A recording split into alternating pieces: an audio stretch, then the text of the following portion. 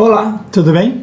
Eu sou Rodrigo Sayane e se você está vendo esse vídeo aqui, você provavelmente é um estudante e está querendo saber um pouquinho mais sobre a história da Plau e como tudo começou. Eu vou explicar um pouquinho o que é a Plau e de onde ela veio e espero que isso ajude no seu trabalho, nas suas pesquisas e, quem sabe, na sua jornada profissional, tá? Vamos lá.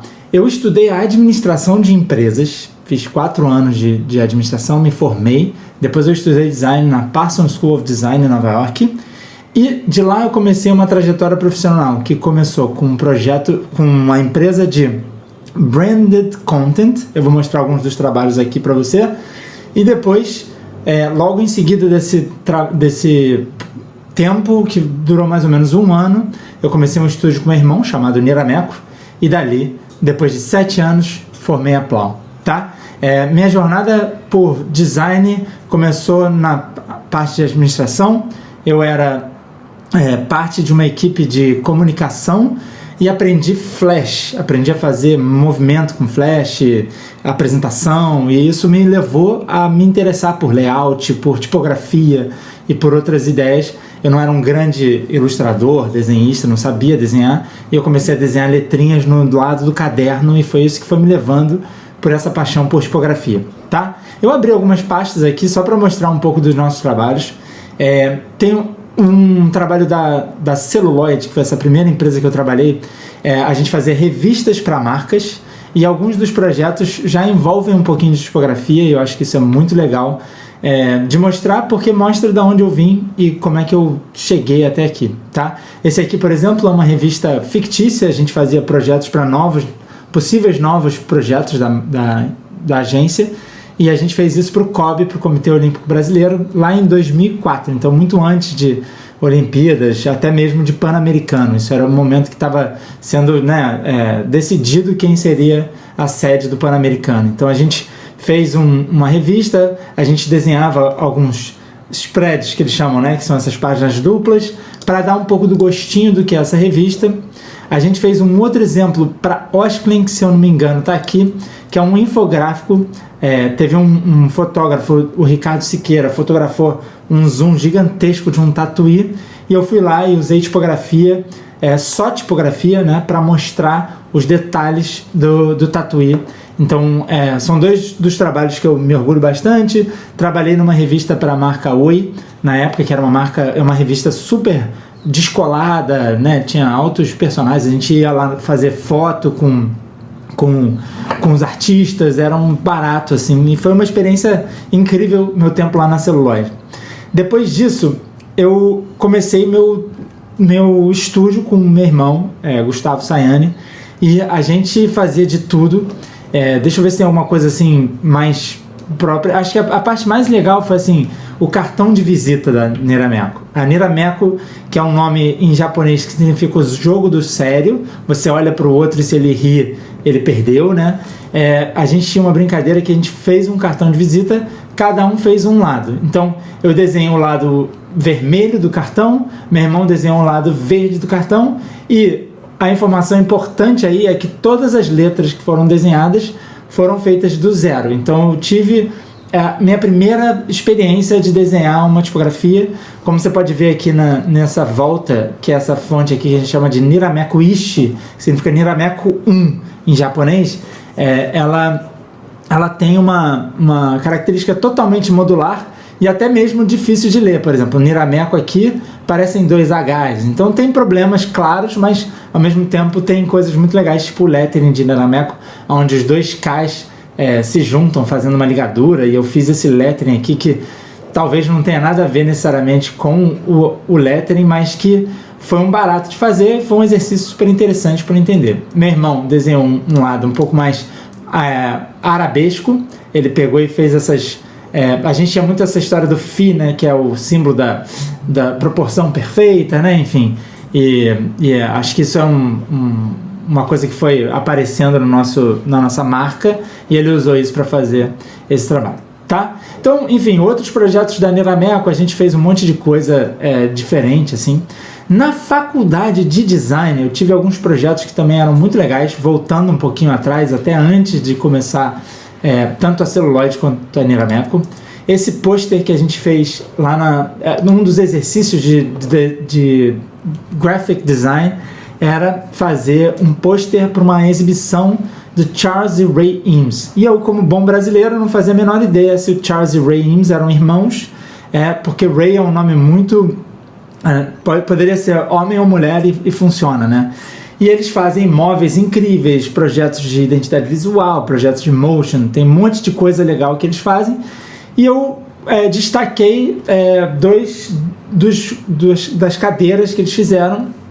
E o maneiro desse projeto foi que eu desenrolei com a melhor boleira de Nova York, uma super foto de um bolo de casamento, desenrolei no site lá da empresa que fazia as cadeiras, dois 3D das cadeiras, isso em 2004, juntei tudo isso de um jeito que acho que funcionou, e o detalhe maior foi a tipografia, né? Quanto que a tipografia falava nesse projeto. Então, assim, esse detalhezinho, assim, a gente passou semanas refinando como é que seria a tipografia desses pequenos dizeres embaixo do bolo. Então foi um exercício de minúcia, de detalhe que foi super importante, tá?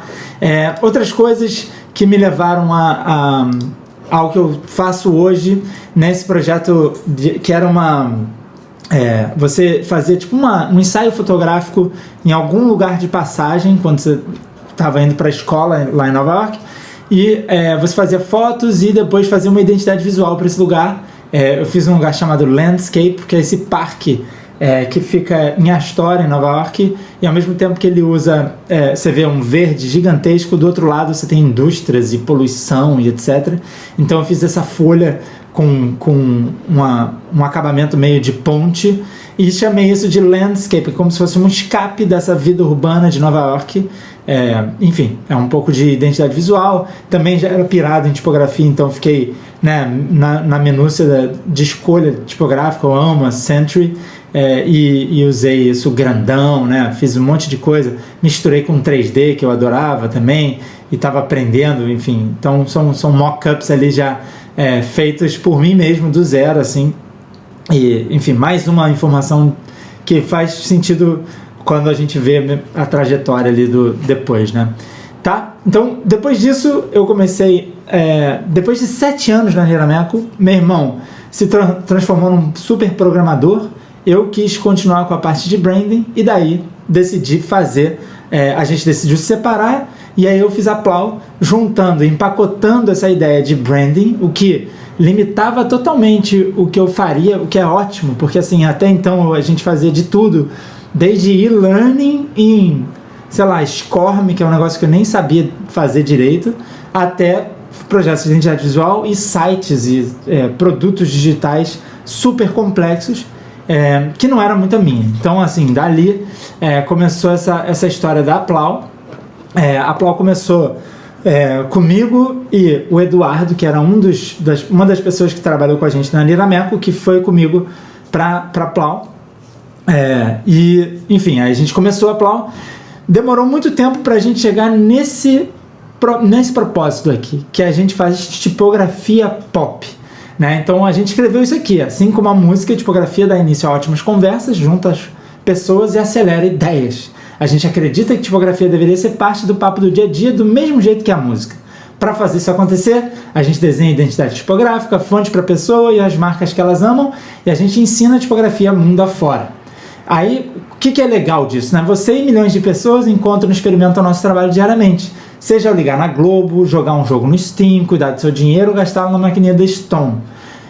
A gente já trabalhou com marcas que hoje estão na cultura popular, né? Então, assim, se você liga a televisão na Globo, é muito fácil falar sobre nossos projetos, porque a gente já está em muitos lugares. Então, um dos baratos de você fazer tipografia é que você começa a ver seu trabalho pipocar, sem que você tenha desenhado necessariamente aqueles projetos, em vários lugares, né? Então, isso é muito bacana.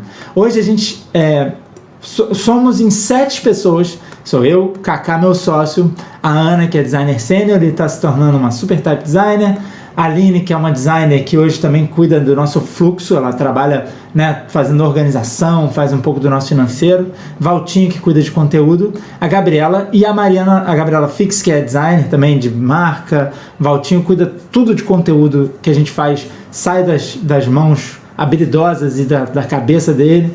Gabs trabalha com projetos de branding diversos, né? Então cuida também de vários projetos aqui. E agora a gente tem a Mariana Navarro, que acabou de entrar, ainda não está no site, mas ela é uma super artista de lettering, calígrafa, e aí veio acrescentar ainda mais essa super força que ela tem para a nossa equipe, tá? A gente faz esse tipo de coisa, a gente faz desde estratégia até coisas mais específicas de tipografia. Então a gente passa de estratégia, vai para a parte de branding, entrega um projeto de branding completo, e por outro lado a gente tem uma especialização muito grande em tipografia, e nisso a gente consegue trabalhar tanto para cliente final quanto para agências, o que é um negócio que amplia o nosso leque de possibilidades bastante, né? Porque a gente acaba conseguindo vários clientes diferentes, tanto vindo de agências quanto chegando diretamente por conta da parte de branding. A gente costuma dizer que na parte de branding, nosso tamanho de estúdio permite que a gente atenda startups, pequenos e médios negócios. Muito de vez em quando a gente trabalha com uma empresa maior, enfim, e geralmente na parte de tipografia, sim, a gente consegue trabalhar com empresas muito maiores e agências tanto nacionais quanto globais, o que dá pra gente muita flexibilidade nessa história de ser pequeno, né? 7 pessoas, hoje em dia já posso dizer que não é minúsculo, mas ainda é um estúdio bastante enxuto e super especializado no que a gente faz, né? Então, esse é o nosso site. A gente tem, você pode acessar né, tipo, você pode sincar as nossas fontes pelo Adobe Fonts. Então isso é uma coisa também que traz muitos olhares para os nossos projetos. Então a gente tem algumas fontes já rolando aqui no Adobe Fonts. Te convido a sincar essas fontes por lá e espalhar para todo mundo, porque a gente ganha dinheiro dessa forma, né? Quanto mais gente sincando, mais a Adobe paga um valor para a gente poder manter nossas fontes lá. Isso é muito bacana. E do outro lado, a gente tem o nosso site, que desde 2013 ele é um e-commerce, né? E a gente vende nossas fontes por lá. A gente fez um redesign desse site recente, mas a gente tem todas as nossas fontes lá. E uma coisa mais legal desse trabalho recente é que a gente, além das fontes que a gente desenha, né? Eu, Kaká, Ana, enfim, a gente agora abriu a Plau como um marketplace para outros designers que estão fora da Plau poderem acessar nosso público e poderem vender as fontes por lá também, tá? Então, 2 dessas fontes, a Quiz, que é feita pela Lu Leitenberger, que acabou de ser lançada, super linda, cheia de borogodó, e a Juma, fonte da Sila Costa, são 2 dessas fontes que estão no Marketplace, além da Modê, que é a fonte do Matheus Fragoso, que foi a primeira fonte que a gente lançou pelo Espaço Plau, que a gente chama, que é o espaço de Marketplace. E a gente tem algumas famílias tipográficas sendo vendidas aqui. Você pode comprar, ver cada detalhe, né? Essa é a vinila feita pela Flora de Carvalho. Você pode, quando você compra, você pode selecionar. Aqui no nosso site ela já vai desktop, web font, etc. Tá? Nosso processo de type design vai depender muito do que é, né? Por exemplo, vou mostrar uma fonte sob medida, tá? E vou falar um pouquinho sobre o processo. Vou falar sobre o processo da Shoulder, que eu acho que é um projeto bem legal nesse sentido. A Shoulder é uma marca de moda paulista. Ela convidou o estúdio Rebu para fazer o branding e a nova identidade visual da marca, e a gente entrou trabalhando com a Rebu e com o estúdio e com a Shoulder para fazer um sistema tipográfico para Shoulder. E aí, como é que foi assim, né? Foi um momento de muita troca de ideia com essas 2 entidades, Rebu e Shoulder, para entender tanto estrategicamente quanto visualmente como é que seria a expressão visual daquela marca, né? Então a Rebu trouxe conceitos e princípios estratégicos, né? Um deles era roupa boa, que é uma roupa que dura muito, que é uma roupa que ela passa certas barreiras da moda, não é aquela coisa fast fashion, é o contrário de fast fashion, são roupas que vão durar aí, passar de geração para geração, que é um negócio muito legal, isso era uma coisa que foi vista na pesquisa. Então, de alguma forma, a nossa paleta tipográfica também tinha que passar esses valores, esses princípios, né? Então, a gente começou com um projeto que é super a nossa cara, que é refinar o logotipo. Então, a Rebu desenhou o princípio de um logotipo, a gente foi lá, refinou junto com eles esse logotipo, detalhou certos aspectos, pensou nele em tamanhos pequenos e grandes e por aí vai, e aí entregou o pacote de logotipos pronto para que a Shoulder pudesse usar e passou a trabalhar a paleta tipográfica. Como esse logotipo ele era muito específico e muito a cara da Shoulder, a gente pegou o esqueleto dessas letras, ou seja, o fio central que passa por essas letras e começou a usar para fazer a fonte da Shoulder, tá? Então a Shoulder era assim, era caixa alta, uma fonte que tinha algum contraste, e a gente foi para mais contraste e usou caixa alta e caixa baixa, porque dava um pouco mais de humanidade, simpatia, um pouco mais, ao mesmo tempo tem essa coisa de subidas e descidas da letra que a gente achou que pudesse ser interessante, e a gente pegou esse esqueleto e começou a desenhar a tipografia, uma sans, ou seja, a gente tirou o contraste disso aqui e se transformou ela numa fonte sem serifa, e a mesma coisa para uma fonte serifada que tinha romana e itálica.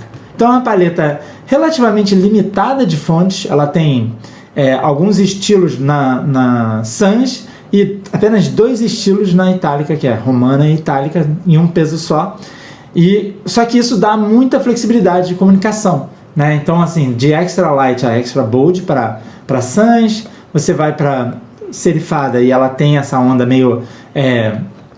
tem o pingo de diamantes, tem algumas características interessantes que a gente trouxe, essa vírgula que também tem esse acabamento meio de diamante em cima, assim como nos acentos, né? Então, a gente consegue dar uma personalidade própria para a marca a partir de algumas ideias do que eles fazem. Então, o símbolo que Rebu fez para eles é tipo uma ampulheta, como se fosse uma ampulhetinha bem retinha, assim, certinha, em cima e embaixo. Então, isso, de alguma forma, também informa o que a gente fez para a marca, tá? Nosso processo é muito por aí, assim, a gente tem essa troca.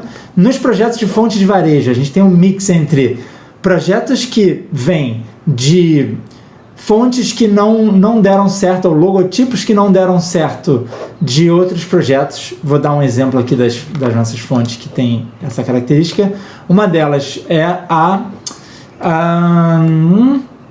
eu acho que a Manteiga é uma delas. A gente fez logotipos para uma marca, eles foram descartados. Eu achei que tivesse um potencial grande para esse desenho e desenvolvi ela numa fonte de varejo, tá? Então esse tipo de coisa acontece bastante.